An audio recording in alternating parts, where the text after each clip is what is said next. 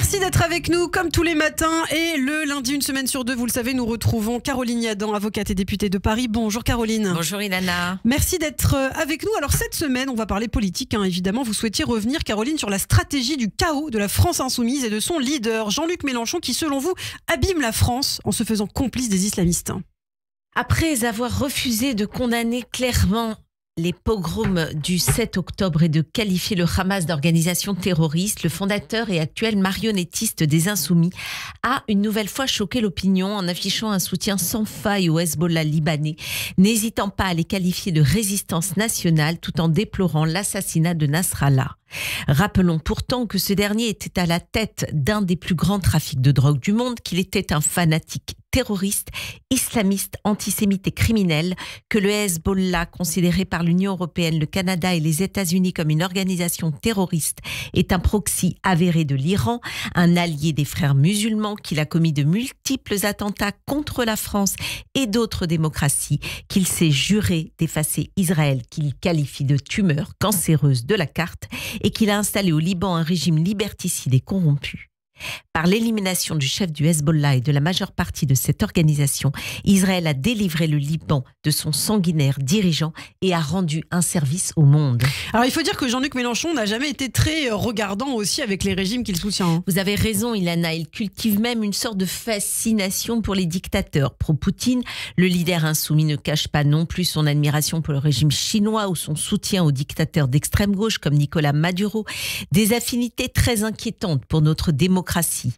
Au-delà de sa fâcheuse tendance à se conduire comme un véritable despote au sein de son propre parti, à purger purement et simplement ses opposants internes et à placer ses pantins illettrés, incultes et malléables aux portes du pouvoir, Jean-Luc Mélenchon affiche une volonté assez claire de se rapprocher des ennemis de la République, qu'il s'agisse d'activistes décoloniaux, d'anarchistes, d'adeptes de la violence ou d'islamismes radicaux comme Elias Dimzalen qui appelle à l'intifada en plein Paris. Un leader qui cultive donc des amitiés très troubles avec lesquelles il n'a pas hésité à conceptualiser l'importation en France du conflit proche-oriental en transformant par exemple les élections européennes en tribune pro-Hamas et en déroulant le tapis rouge à Rima Hassan, l'activiste pro-palestinienne qui appelle à la destruction d'Israël, défile en Jordanie avec des terroristes du Hamas qui s'affichent dans des médias pro-Hezbollah et qui est soupçonné depuis plusieurs mois d'être financé par le régime syrien. Un pari électoraliste proche du racisme, puisque le leader LFI et ses troupes essentialisent de cette façon les électeurs des banlieues qu'il semble assimiler à des musulmans radicaux, mais aussi à des antisémites. Et c'est certainement sur ce point que l'évolution de Jean-Luc Mélenchon choque le plus, car depuis une décennie, on ne compte plus les salves antisémites et les allusions complotistes et malsaines du leader LFI. En 2013, Mélenchon accusait par exemple Pierre Moscovici de penser uniquement dans la langue de la finance internationale, une allusion à peine voilée aux Juifs et à l'argent. En 2020, il ravivait un vieux poncif antisémite en affirmant que ce sont les Juifs qui ont exécuté le Christ.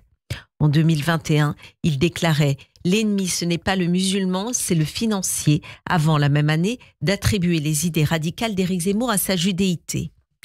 Des propos d'une extrême gravité, Ilana, qu'il semble impossible d'imputer à une quelconque maladresse pour qui connaît la culture historique très pointue de Mélenchon, mais aussi son amour des mots et son habileté à les manier avec précision. Et ces mots, le fondateur de la France insoumise s'en sert aujourd'hui avec une perversité redoublée.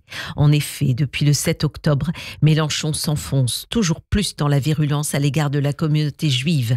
Quand il ne qualifie pas l'antisémitisme de résiduel, il accuse Elisabeth Borne, petite fille d'un rescapé de la Shoah, de rallier un point de vue étranger.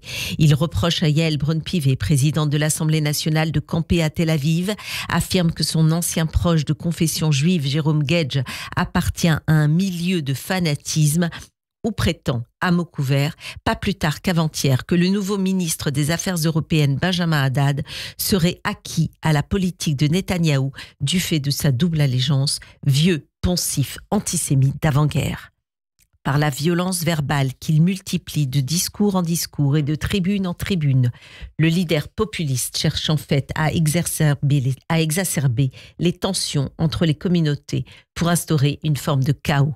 Un chaos qui pourrait déboucher sur une révolution, chemin le plus rapide selon lui pour accéder au pouvoir, puisqu'il estime, rappelez-vous, que la République c'est lui et qu'il faudrait maintenant destituer le président de la République. Alors rapidement, Caroline, c'est une menace bien concrète pour vous, pour notre démocratie. À moins que le clown le plus dangereux de France ne finisse par être rattrapé par les affaires. Dans le cadre de sa campagne présidentielle de 2017, sa compagne et directrice de communication, Sophia Chikirou, qui s'est illustrée cet été pour avoir posté un hommage à Ismaël Haniyeh, vient d'être mise en examen pour escroquerie aggravée et abus de biens sociaux.